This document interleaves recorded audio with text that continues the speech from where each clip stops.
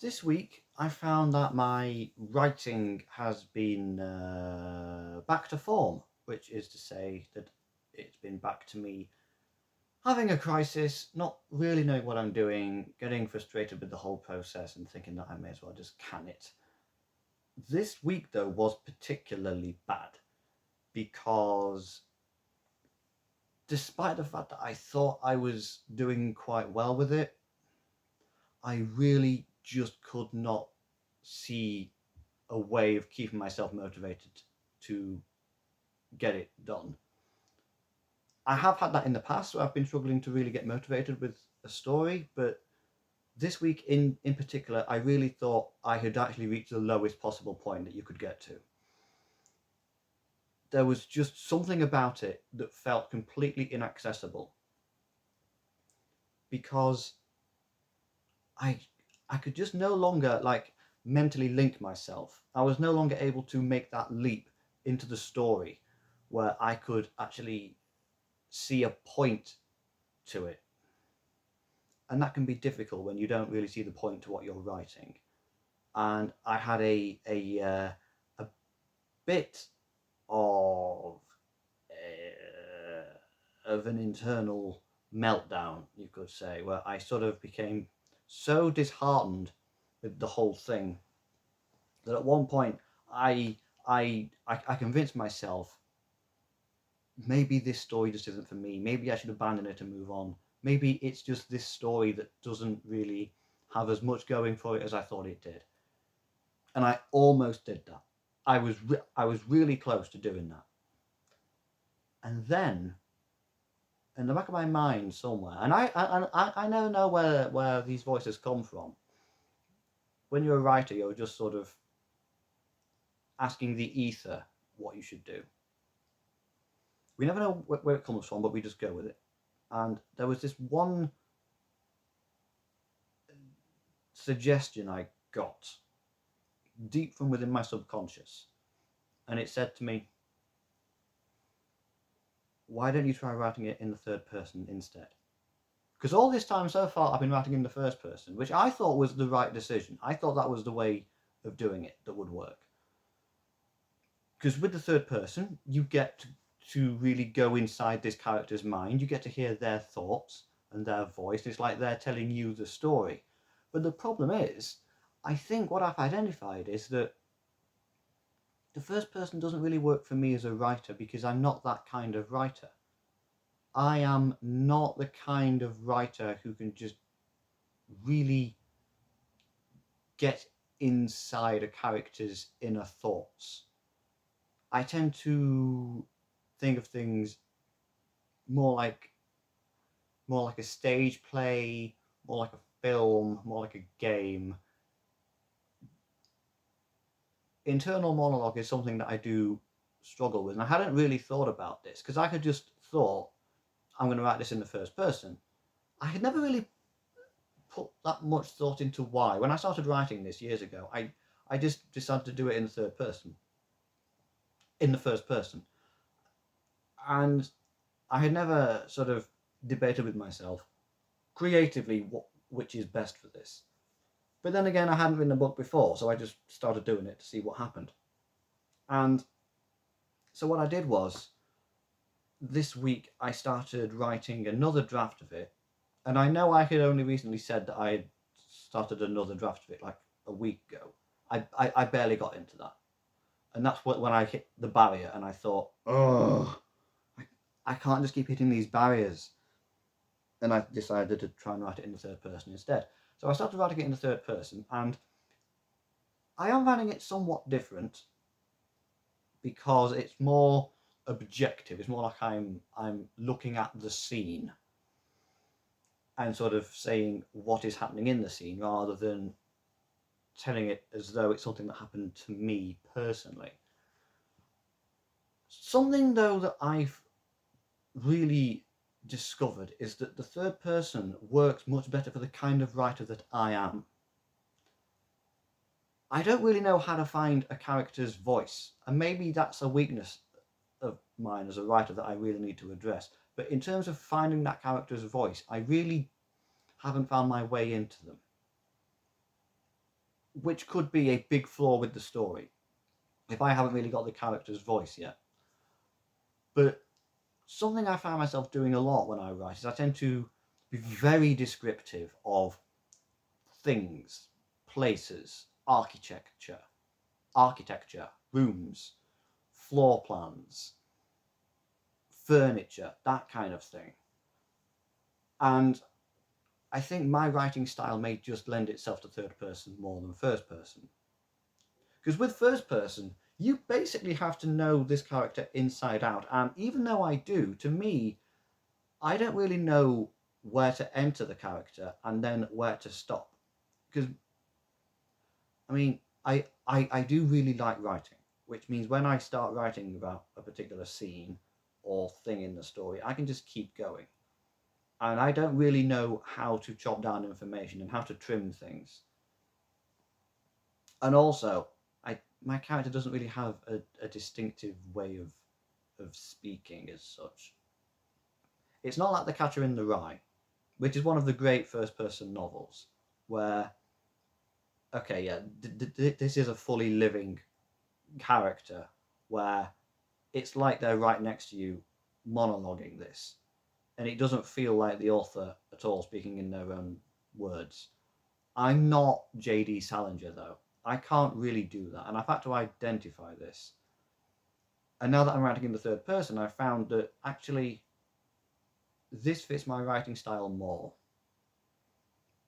I am resisting it slightly, but I'm thinking maybe that's because I haven't really written in the third person until now for this story.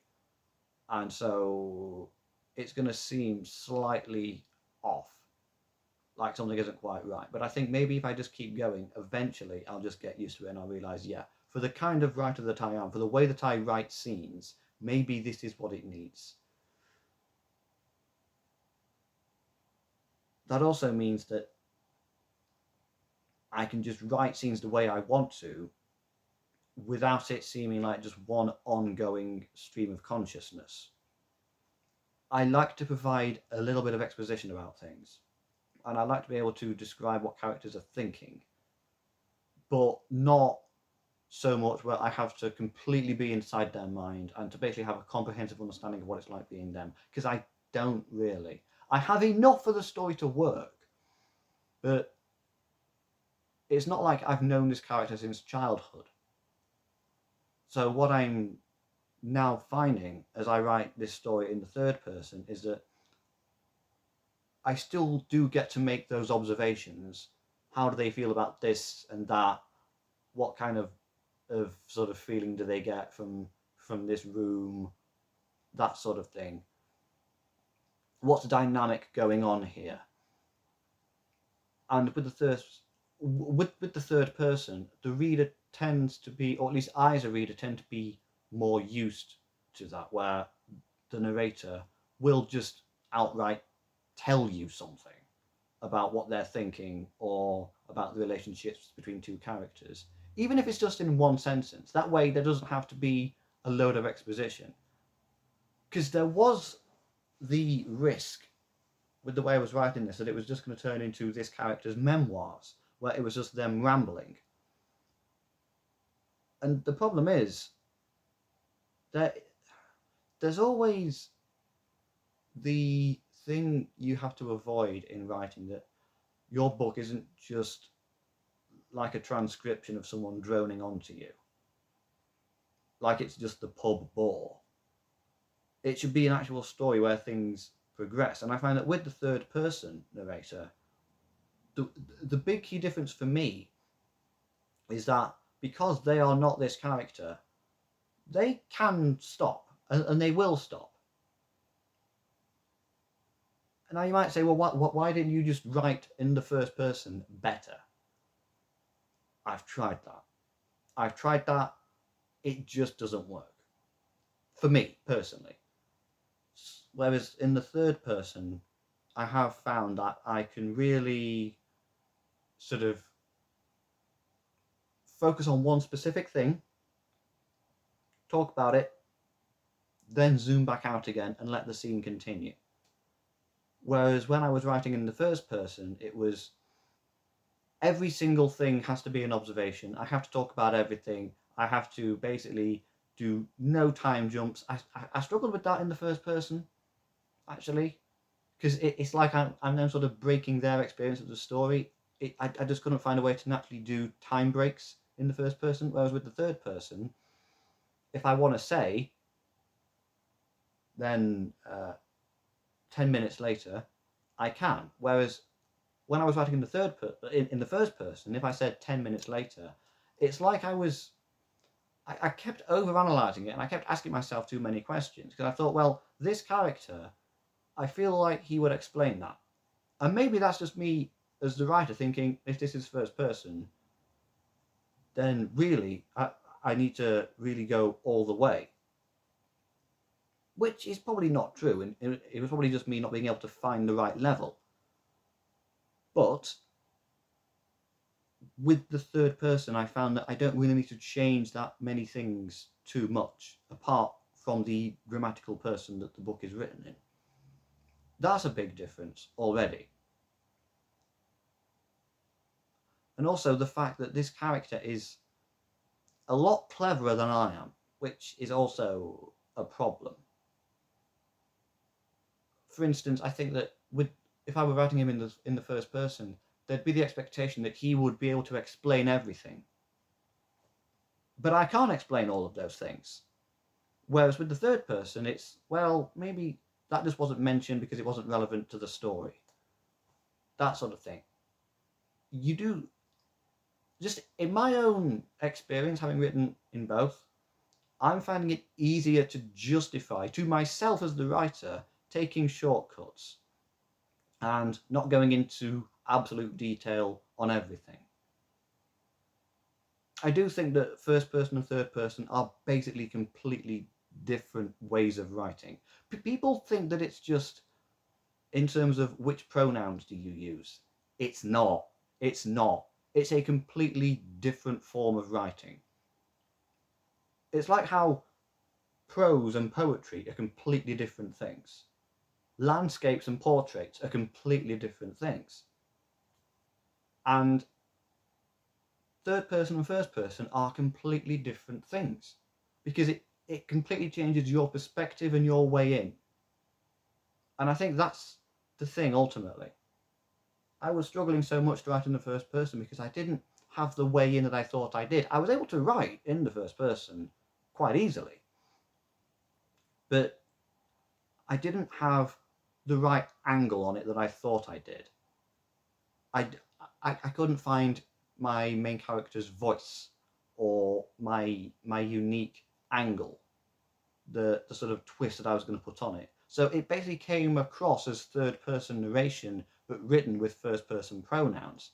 And I think that's a big difference. Whereas the way that I think about the story, in terms of how I'm structuring it and how I write scenes, how I approach them, tends to be more pragmatic.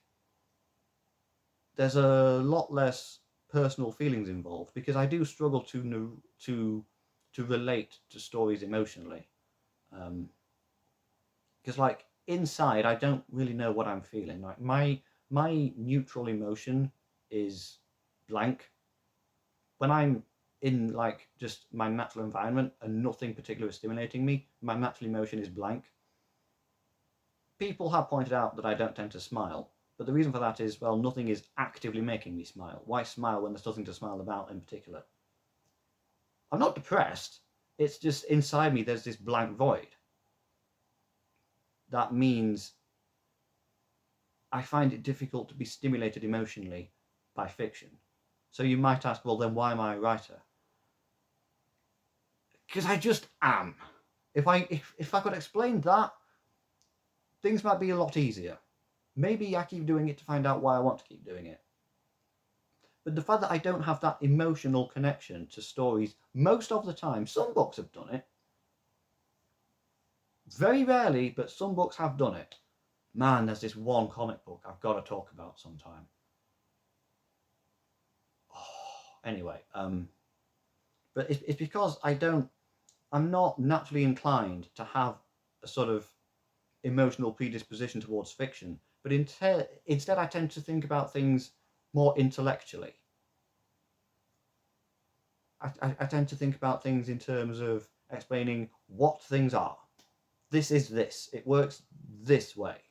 And I hope that doesn't make my story boring. There is that risk. But I am trying to flare things up a bit. Like, I really love Charles Dickens. I think Charles Dickens, the way that he writes prose, where he talks about how Scrooge's house was, I think he describes it as being like, it was originally built as an old warehouse, which he was now lodging in. And Charles Dickens described it as being a house that looked like it had run down this little bit of alleyway as a much younger house, playing hide and seek with some other houses, but got lost there and no one had ever found it. The way that he builds texture and things, I find it so really engaging. He just has such a way with finding the right way to describe things in very specific ways that sound like he's trying too hard and sound like he's being a bit gimmicky, but actually works really well, and never comes across as like just someone being quirky for the sake of quirky. That's the kind of prose that I wish I could replicate. I can't, but I can try. And I recently, I mentioned recently that I've been reading Conclave, and it's not because the Pope has just been elected. It's not because there was a papal conclave recently. I had already read it once, and then I was reading it again, so it was just a big coincidence. But Robert Harris, I have found the way he writes prose, I found that very helpful, because there's a lot of things he can describe, but he keeps the story sort of really pacey, and he doesn't describe every single thing about the Sistine Chapel and the Casa Santa Marta and the Apostolic Palace and St. Peter's Square, when he could. He could have spent like half of that book writing a Wikipedia article, like the way that Herman Melville, like half of Moby Dick is just an encyclopedia about whale anatomy. But Robert Harris has a way of really keeping things simple, describing enough, while also making sure that he keeps on track. And so I've been imagining to myself, maybe this isn't me. Maybe this is actually a book that Robert Harris is writing. How might he write this scene? That sort of thing. I just find it easier to think of it in those terms. Like, how would he approach this? Because, like, the best writers are also readers, and really reading is what gets you into writing, and that if you want to be as good a writer as you can, read as widely as you can. That advice is good advice. It works. I think it's one of the few bits of writing advice that everyone can benefit from. Where am I going with this? What I'm saying is, I have noticed that I tend to prefer third-person narration more than first-person narration. Because with first-person narration, I find it difficult to actually get into the mindset of the character. Whereas with third-person, it's more like someone is just relaying this story to me. And as a reader, I just find that easier to engage with. I find it easier to picture scenes, because I tend to think more in terms of like information, story information. This might come across like that in my writing, that it tends to be quite sort of clinical, maybe. I'm really hoping that my writing style doesn't sound like an AI, but it might. So anyway, I just wanted to share that in case anyone has been wondering to themselves what the right grammatical person is for their story. And hopefully this will work. Hopefully I finally figured out what I was doing wrong this whole time. Sometimes you have to churn through draft after draft to find out what you were actually not getting, until eventually you get it and you think, finally, that's it. This is what I should have been doing this whole time. Maybe this is it. Maybe I have finally got it now. It's like a video game level. Like there was this one level in Portal 2 that I really struggled with, and I just really couldn't figure it out. To me, it was like the hardest thing. And I was there for like several hours at least trying to get through this one testing chamber. And then I got it. So who knows? Maybe I'm finally there. Maybe I finally figured out the one thing I needed to change that was actually a big thing that was in the skeleton of the story. Hopefully that's it. Hopefully I'm finally there now. And hopefully I'm finally on my way to actually finishing this thing.